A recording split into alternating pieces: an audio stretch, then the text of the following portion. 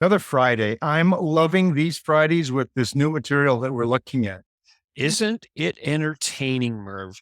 I really am enjoying this too. It's validating a lot of what I've been learning, but also what you've been saying for me from your experience.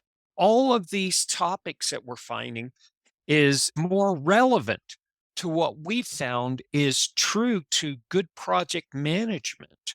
I'm fascinated that the material that PMI is turning out is not just process, it's more focused on actually getting work done well.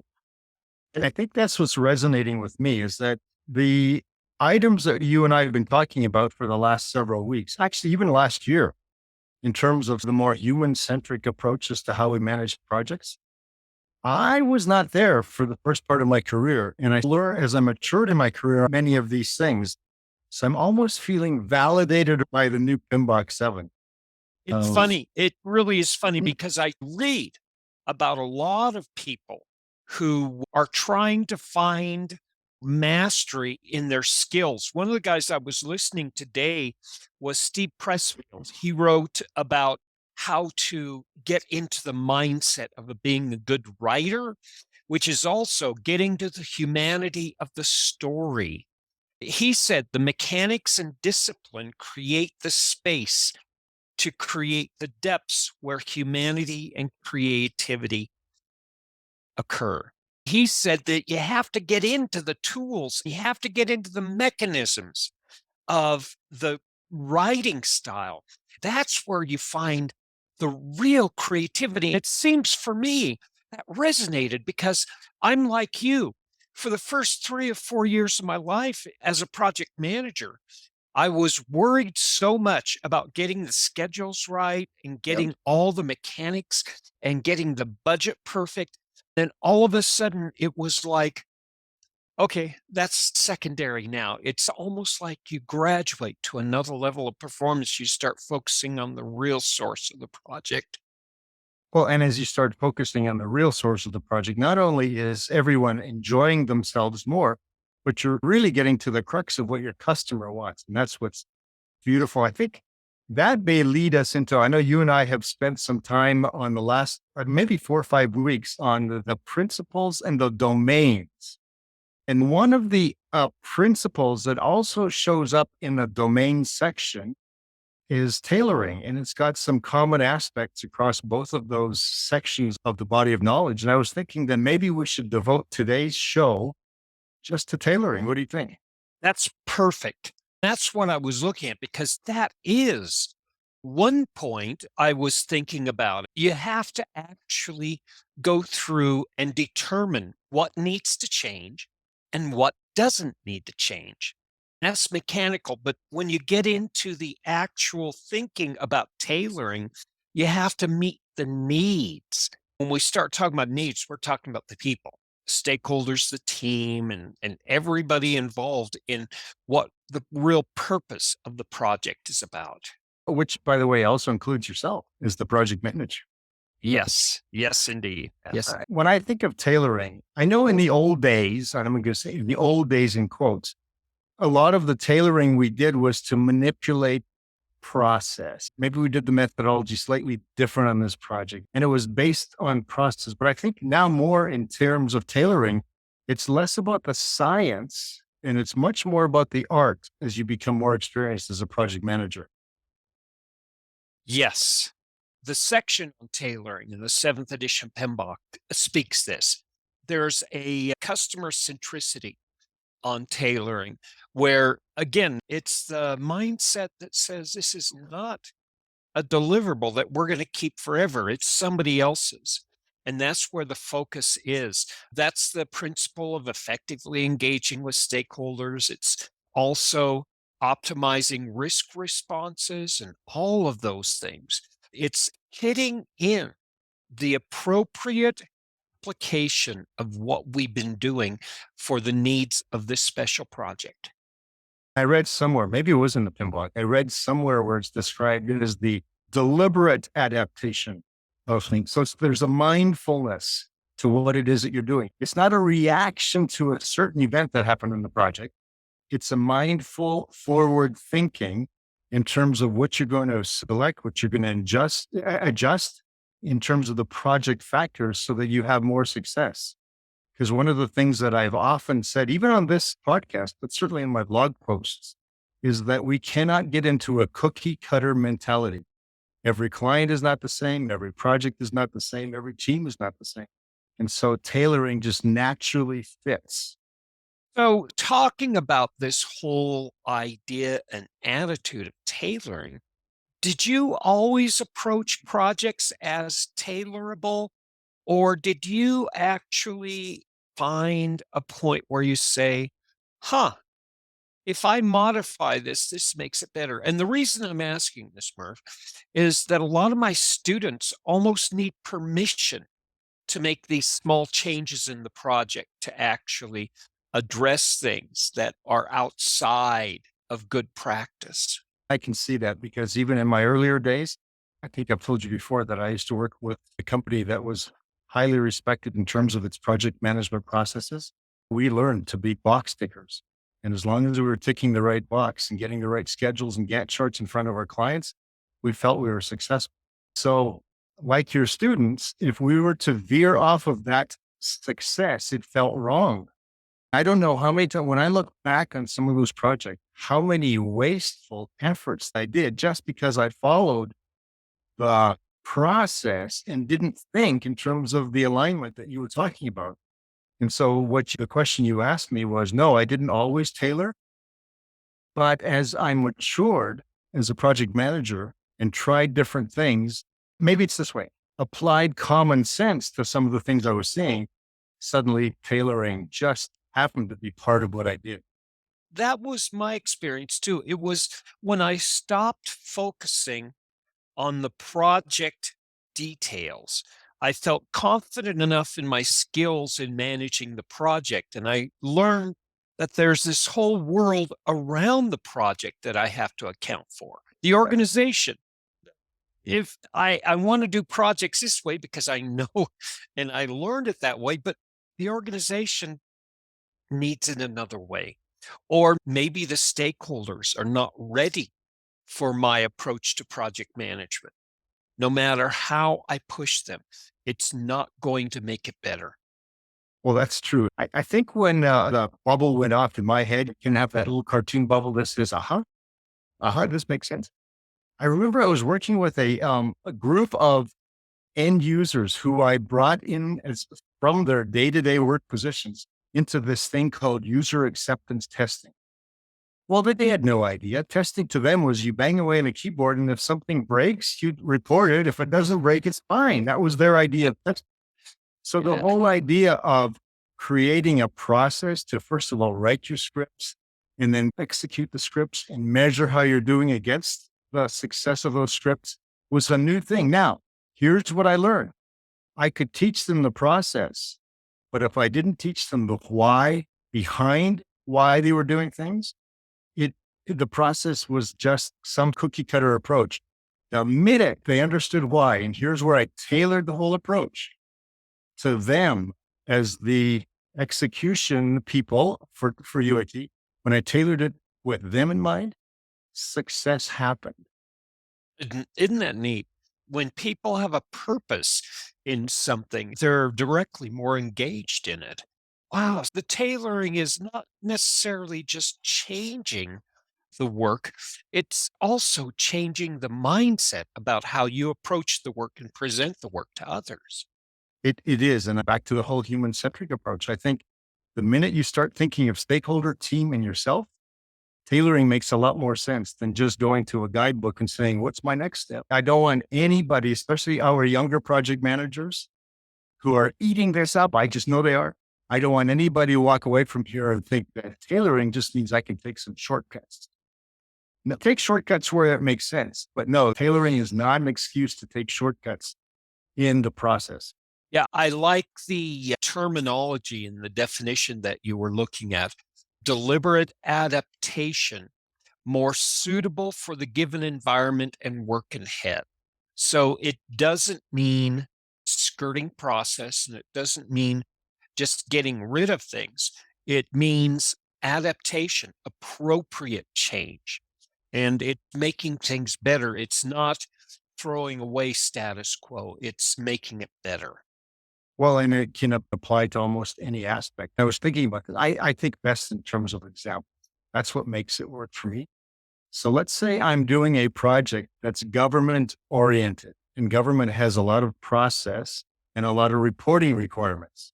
So I may tailor my project management approach to satisfy not just my end user with my project results, but the government reporting requirements, because after all, we are using public funds. Now, if I'm internal to a corporation and I have this, I'll use this very technical term. And if I have a quick and dirty project that I got to get out the door and it's more of a skunk works, I may skirt some of the reporting niceties in order to give all of my focus to getting the project out the door and seeing if this proof of technology or proof of concept works. So again, it may be exactly the same project, but depending on my audience, I may tailor it differently. Does that Very make good. sense? Is that a good example? Oh, totally. And that's perfect. Again, it's an appropriate modification. The initial step into project management is realizing that our job is to take the deliverable that's being created and make sure it meets the objective. Now, the Exactly. problem is it's not our objective. So you have this thing, like you said, you have this government entity or you have this organization, and they have a preference. You have to work within that in order to work with the government entity or the organization. But at the same time, you have this work at hand that you have to do. And the work at hand says, if we're doing quality to this level, this is what we have to follow. If we're doing finance work, we have to listen to finance. If we're doing contracts, this is exactly how you have to do contracts. So if let me just use another quick example. If I'm building a system, say, to take enrollment at a public school, or I'm building a robotics medical instrument that will slice to within microns, which one do you think I will tailor more exactness to? I Exactly. will spend a lot more time and effort to make sure that that micron cutter is perfect. If I happen to miss a little bit on the enrollment side, or I don't put as much effort into quality on that side, it's not going to affect that. My client may like the fact that I can give them a product quickly for less money than over here. They'll spend the money because they want perfection. So again, that's a tailoring process that we have to look at. So that's a good question. How do you approach work and say, this stuff is pretty stringent and this stuff is really flexible? Is there any mechanism or any process you use to figure out the appropriate level or place of tailoring? Is there appropriate? How would I say this? Because at this point, I don't really think about it anymore, Jim. I just and I don't want to sound like I go in every situation like I've got it figured out, because I don't. But it's almost like you develop that third sense that says this makes sense and this doesn't. It sounds almost like you're describing muscle memory here. Almost, almost. And here, if I ever catch myself asking myself the question, why am I doing this? That's probably a good process to eliminate or to change or to tailor on behalf of my customer to save them time and effort and to improve the quality. So, one of the things that triggered this understanding for me was my approach to all work. Like, for instance, looking at relationships and dependencies in activities. You have external and internal. External dependencies, you don't have any control of. Internal dependencies, there's a little flexibility because you have control of. We tailor more around our internal dependencies. It works for budget too. You look at your constraints. This is not something that I learned. It's something that my students teased out. They constantly ask me this question: where am I allowed to be a little more flexible? Well, your stakeholders tell you this. Your organization tells you this. You have finance coming to you and say, here's the hard, inflexible rules.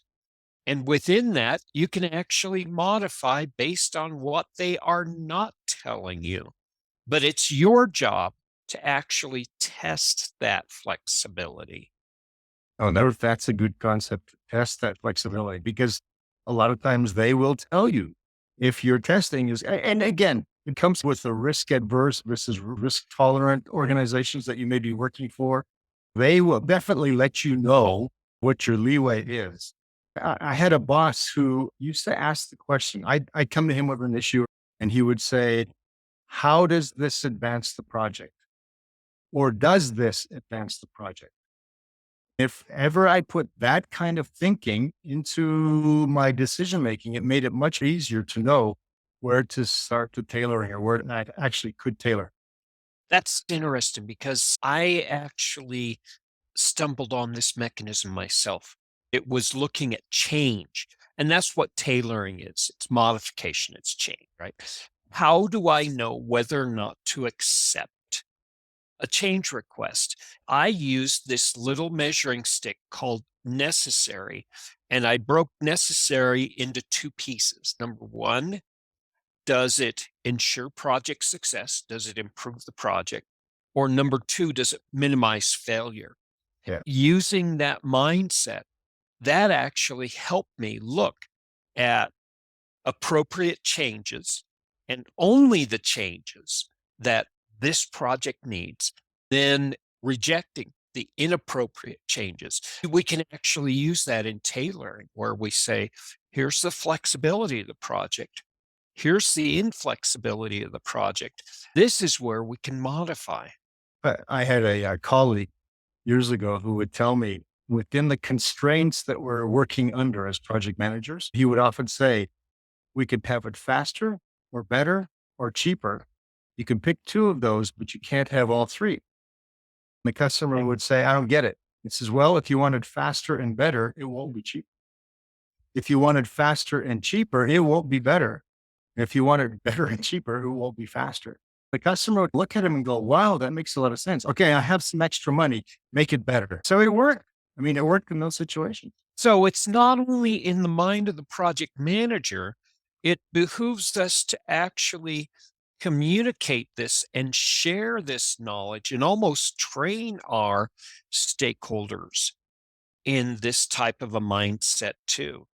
How do I say this? If we are tailoring and not keeping our stakeholders and team within the communication guidelines, we are doing them a huge disservice. We need to, and by the way, tailoring isn't, I look at something at the front of the project and that's it. No, we are tailoring all along and we need to bring our stakeholders and team along with us, which means we communicate well. Yeah, there has to be transparency in this. If you're going to be flexible and you're going to allow these modifications throughout the project, you're going to have to be transparent. You're going to have some rules about what's modified and what's not. This whole constraints framework that you were describing is one of those great tools you can use. I was thinking too, your student's question about asking permission when to tailor. And that's a great question when you have less experience. And it's an honest question. But it reminds me, and you've probably heard the story of a mother preparing ham for Sunday dinner. She cut off both ends of the ham and put it into the pot. And her daughter came up, her little girl, 4-year-old, said, Mom, why did you cut the ends off that ham? And mom said, I don't know, because your grandma always did it. Let me ask grandma.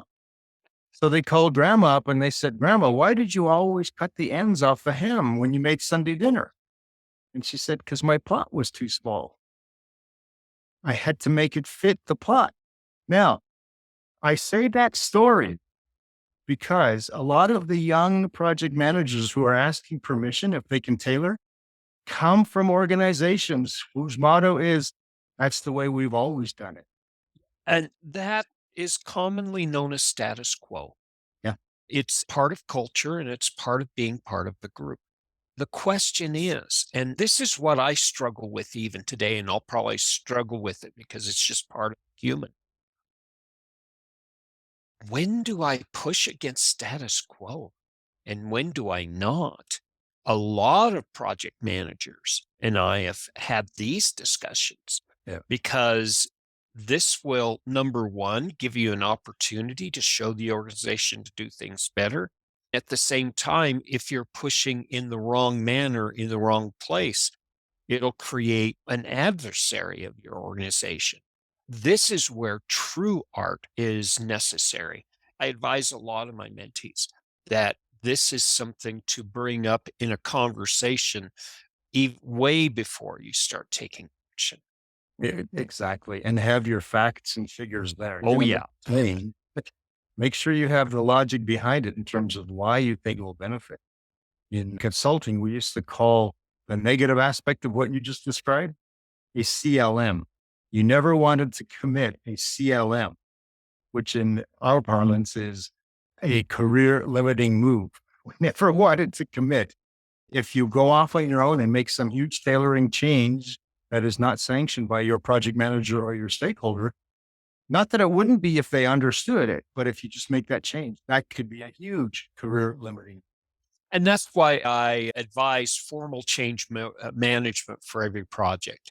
Loosey goosey is great and it gives you a lot of freedom and ability, but it doesn't guarantee the results, especially when you're starting to push against status quo. If you can't guarantee the results to be favorable for both the organization and the stakeholders, you're probably in need of a lot more analysis. That, and especially if you're in a risk adverse environment, because they will die on the analysis hill before they will take a chance. At the beginning of a project, quite often bring my team leads in and I would draw a big circle on the whiteboard and I would say, see inside the circle, you can bounce around and do anything you want inside the circle. You have all the freedom you want inside the circle, but outside the circle, becomes that boundary of where you can't touch certain things that are untailorable. Not that I could define everything in which they could not alter things or basically change things, but what I wanted them to think that before they made some wild move, am I inside the circle or am I going outside the circle? And I better ask. So this is really interesting.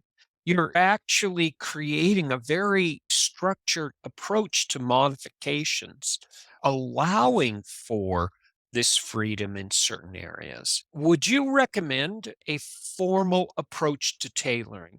Basically saying, here are the rules and regulations behind tailoring. You're not going to like my answer. It I think, depends. yes, I think even a formal approach to tailoring can be tailored. Okay. I mentioned this because I was reviewing that the seventh edition, the Guide to the PMBOK, the second section, has a very structured approach, which is really interesting. You start off with what's the structure of the project itself? Is it going to be traditional with a lot of rules and governance, or is it going to be flexible, like agile? With a little bit of governance, but we allow for change. Then you look at the organizational boundaries and you look at the structure there. Then you look at the project boundaries and the structure there. Then you treat tailoring for continuous improvement. They go into very painful detail here. Do you think that would be a good approach to start learning tailoring? Or do you think just understanding the project, the environment, and doing this all just naturally with just common sense is a better approach? I think that's a great approach. And the reason I say that is because for the uninitiated, you need some structure. You need more structure, more guidance. To one who is very comfortable with making tailoring decisions on the fly, you'll find, or at least I found, that whenever I made those, it fit within that structure where we would develop certain tailored approaches up front in terms of how we're going to approach the project. but eventually get to that point where we are constantly in a state of tailoring flux, that we would learn something, we would do lessons learned. And now the agile process is even more beautiful because you can do a lessons learned after every single sprint. So you're learning constantly and you're tailoring constantly. Sometimes the tailoring is just tweaking, but you're improving. I think a structured approach is great. It's just a matter of where you are personally in the maturity level as a project manager, whether you need the guidance or whether you just need the validation that you're following that guidance. That's a really good question to follow on with that one. How much tailoring is too much?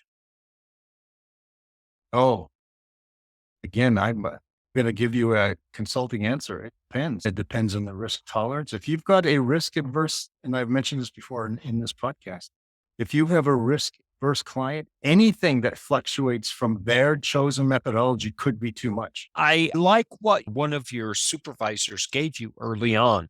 How does this improve the project? Using these simple rules, when you find these simple rules, I think really benefit the discussion well.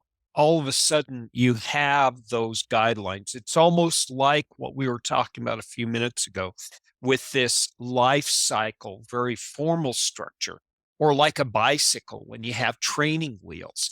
Having these simple rules are great to have them in place while we're actually developing our own internal mechanisms to make the determination. I want to give you an example of a situation where I was able to work with my PMO partners to deal with a situation in a risk adverse environment that was substantial in terms of how it advanced the project. The particular client that I was working for was being sued all the time as a public entity. No matter what they did, they were being sued. The other issue they had was their employee base was all unionized. It was a very vocal union. So they were very much advocating for their own staff. They felt threatened by the project that it would start putting their members out of work because of the advancement of technology. So now you've got a risk adverse organization who doesn't want to vary off any kind of advancement. And you have this vocal majority of the staff who will be using the results of your project once it's completed. So what do? What we ended up doing was we brought them together and we talked through the issues of what the organization, why they wanted this new system. And for the union people, in terms of how it would help their employees do more enjoyable work, not just the grinding day-to-day factors, and not a single person would lose the job. Once we could get them talking, and no one in those two organizations had ever thought they could talk together in that manner over a project. But we were able to very quickly use this tailoring methodology, bringing them together, two different stakeholders with potentially opposite ideas, and have a very successful and much more quickly completed project as a result of that. A very old company up in the Pacific Northwest taught me that. It's that early engagement of the stakeholders when you have these cultural disruptions that are identified as great risks. They said, if we're spending more than $5 or $10 million and we're impacting people's lives, we automatically add 9 months to stakeholder education and awareness to the front of the project.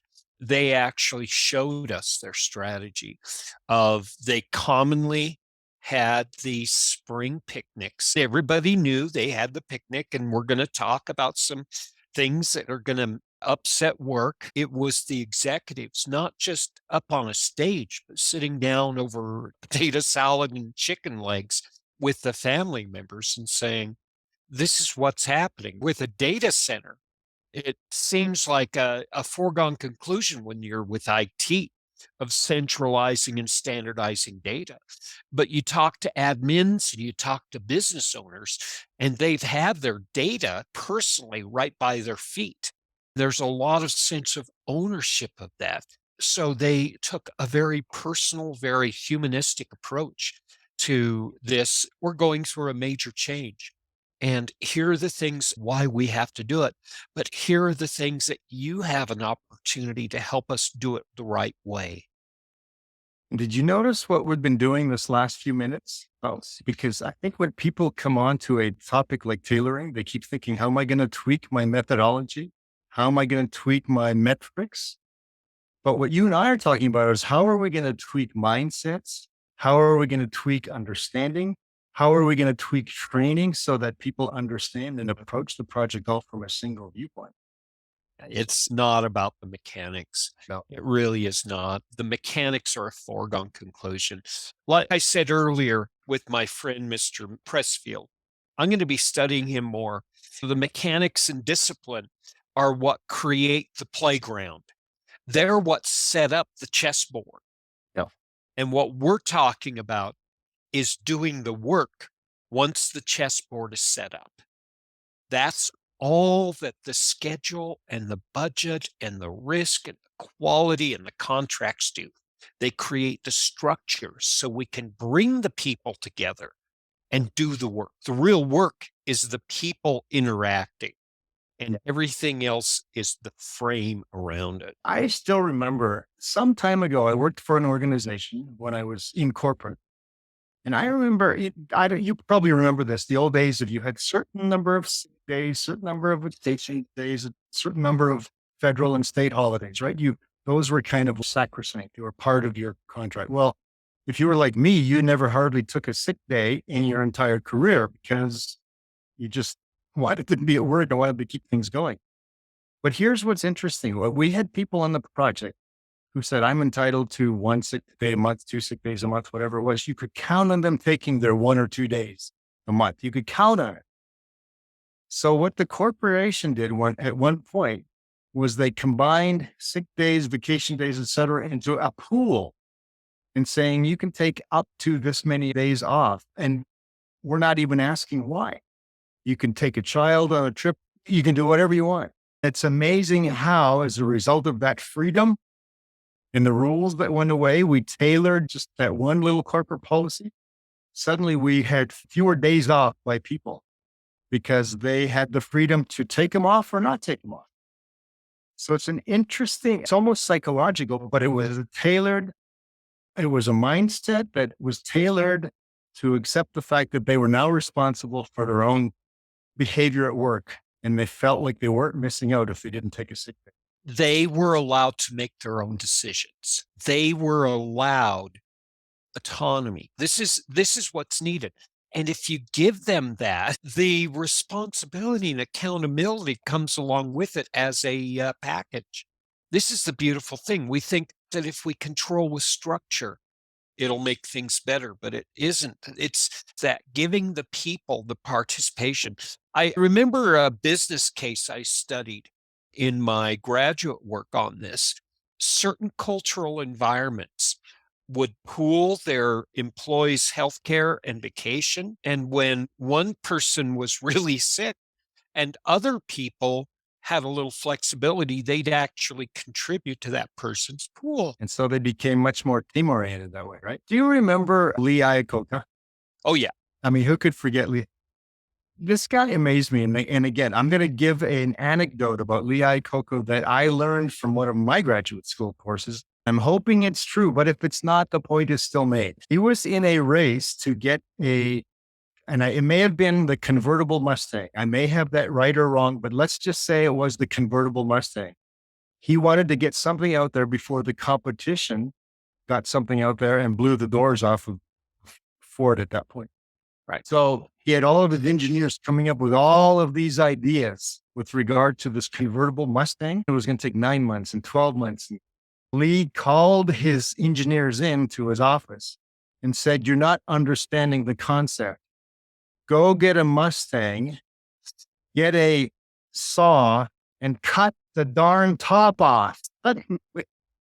9 months, 12 months evaporated into a week, and they had the proof of concept that they went ahead of their competition as a result of that. If that story is true, and I should look it up to see if it is, that, by the way, even if it's not, that would be a Lee Iacocca move. And it still makes the point that tailoring sometimes comes from not just common sense, but creativity as well. Engineers were stuck in this pattern. I have to come up with drawings. That goes back to our cultural emphasis where we've always done it this way. Right. We're here because we're here. Yeah. Wow. So, what we're looking at is something that we initially look as a mechanical part of our process. It's managing change, it's continuous improvement, it's evaluation of the needs of the environment and the stakeholders. But at the same time, we're also talking about having those things in place. We're able to create an environment where people have that freedom to be flexible. I think what you just said was exactly right. Create the environment. You asked me a question earlier and caught me off guard and made me give a it depends kind of answer. When you asked me the kinds of factors that I use in thinking through tailoring, there's a couple that are very, and I'm talking now to some of our younger project managers listening to us. There's some things like what's the speed of delivery? What's the outcome? So Agile, for example, might give you the opportunity to give them some quick wins, even while you're working on the major project. So there's some tailoring even there. Can I implement something that'll give my client a quick win while I work on the rest of the project? So speed of delivery could be one of those factors. Yeah. And having part of your toolkit, this understanding of flexibility of work that Agile gives you. Again, this requires you have an understanding of the mechanics in a certain manner, but then it helps you understand the freedom to be able to express the project and the results in a project in a way to make it fit what's truly needed a little bit more than what you started off with in the project or at the And beginning. and do you remember the comment I made earlier about keeping in direct communication with your stakeholder and your team? Imagine if you were to come up with this great tailoring concept that says, I'm going to surprise my client and give them a quick win. And I'm going to surprise them, but I'm not going to tell them. That would not work very well in terms of training my workforce, dismantling some of my legacy systems, perhaps. There's a lot of work that goes into that. You can't just drop something on your client and say, I've tailored this. It's much better for you. No, it's an ongoing engagement where they're participating in. It's not just something you pull the sheets off and say, we. No, it's this ongoing relationship. That's a collaborative adventure. This is where I started keying in on Agile early on. We didn't do a formal adoption of Agile, but we started off with discussing Agile concepts in our project management environment and trying out pieces of it and not trying it out as we're putting the success of the project in place for this, but let's think about how we could take advantage of this to make the project better. It was almost like, and let's do some experiments and try out these tools and see which tools fit the work at hand. This curiosity and this exploration, if people are interested in whether to introduce the new things like Agile or even introducing tailoring, where do I learn how to tailor? How do I learn how to tailor? Yes. Start off with these simple experiments, use communication and collaboration, see where the wins are, take feedback and take negative criticism in a negative way. You'll find that you'll get used to what flexibility means and what it doesn't. And seek mentorship. I mean, Oh, ask to those who have gone before you. Some of the mistakes they made, you don't want to remake. Another thought I had, sometimes you end up in a situation where I've got a contract, I've got a signed statement of work with my client, whether I'm an external or internal IT organization, and my client experiences some downshift in budget or something that affects their ability to perform from their end. As a good corporate citizen, I may want to tailor my approach to help my client along, to still fit within his budget or her budget, even though it's going to affect my profitability perhaps. But I will tailor my approach to work with my stakeholder and my team to do exactly what's required. yeah. So much of project management is just like general management and leadership, taking on that role means that you're looking at something that's bigger than who you are and something that's bigger than what you need. A lot of that, when you get into consulting, you have to realize that, yeah, that's not going to be so profitable for us, but it's exactly what our needs. What about a situation, say, where we always include change management as part of our projects, but we don't often really think through the organizational change process? It's easy to change functional requirements of a system. It's less easy to wrap our arms around changes required in the organization as a result of implementing the system. You think tailoring has a part of that organizational change management process? Oh, yeah. I think tailoring has its place not just in projects, but in operations and functions as well. Yes. We've seen this anyway, because organizations and corporations too have their constraints and their boundaries, and they have their flexibility. Look at happened with COVID. The boundary, the constraint was everybody's in lockdown. And the flexibility was we have a lot of smart people that we're giving them good remote tools. Let's have them figure out how to communicate and stay engaged, how to share calendars, and what telecommunication software we should be using. Give them a little bit of control and use it as a collaborative experiment. Again, but tailoring is like the executives, the CEO, the CXOs, all those are plotting the course. But wouldn't it be great if the sailors who knew how to trim the sails and how to use the ropes correctly would actually be given a little bit of voice in the way they work the ship? I should have thought of that as well in terms of the pandemic and how we had to tailor our approaches. I think the one place that corporate in general failed its employees to a certain extent was they didn't spend a lot of time tailoring their management approaches to a remote workforce. I think a lot of people sitting at home felt isolated, didn't feel part of the team, didn't feel as motivated or as ambitious as they did once. What I'm reading, and I think you've got a really good handle on the statistics, is a lot of people don't want to come back to the office or they want to change jobs. The problem is management and corporations are looking for the holy grail. Yes. And the holy grail says engagement. If you have people who are truly engaged, they'll work better. They'll do more work and better work than you could ever ask them. They'll often be much more creative, can too. That twists all the dials in the right direction for a company. Profitability, less sick days, less defects, and all that, right? Now comes, and we can talk about this later. I can pull up the numbers on this, but it seems that management has greater influence on the engagement of employees than employees do themselves. And they should. They really should. And that's the problem. The thing is, management has actually said, engage yourselves. That's totally the different message. Bringing this into a project management perspective, we can't say be engaged. No, it's our job, like we said earlier here, to create that environment, that structure, those constraints, and that balance so that within that structure and framework, we feel safe and we can feel we can actually have that flexibility that we need. And maybe that's the key. Your words, management says engage yourself.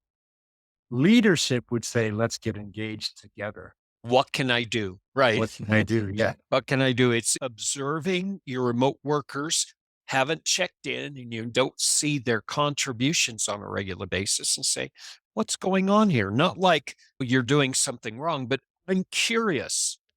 Can we actually change things to modify this? It's not I'm telling you to get to work. It's let's find a different approach. What are your ideas on this? This is threatening to a lot of management. And really, it should be freeing to a lot of management. Well, yeah, because delegation, wouldn't I love to delegate the schedule stuff to them? Wouldn't I Yeah. love to delegate this risk stuff to them? If they knew it, that would free me up for the strategic view. I could actually promote myself in a better career. I could be working with my executives and doing all of these big, big cloud in the sky things that we talk about every week. Yeah, absolutely. So here's what I'd like to sum up with. And the fact is, for those, especially younger project managers listening to us, is that tailoring is more than just tailoring a methodology to the situation. Tailoring really is dealing with process, perhaps technology, with your client or stakeholder, with your team, maybe even tailoring your own management approach or leadership style.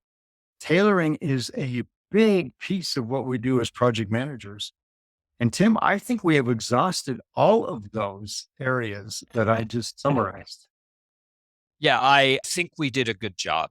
We've spoke to the whole thing about the deliberate adaptation of the project management approach. We can say we did have a good conversation here.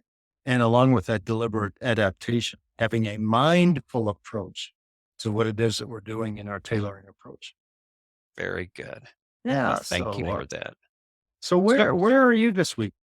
I am busy doing a lot of research and a lot of writing, but I am poking my head up a little bit over at LinkedIn. So if you want to say hi, drop in and say hi. If you have questions, that's probably the best place to place them.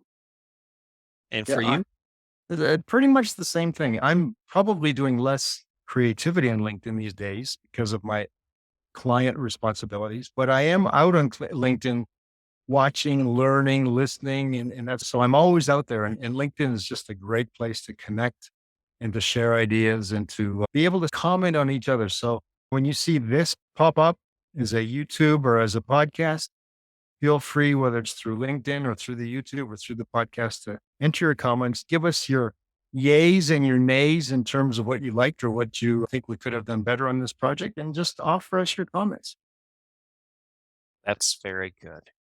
Thanks again, Merv, and thanks for everybody who's checking in with us on a regular basis. And we'll talk to you again in a week.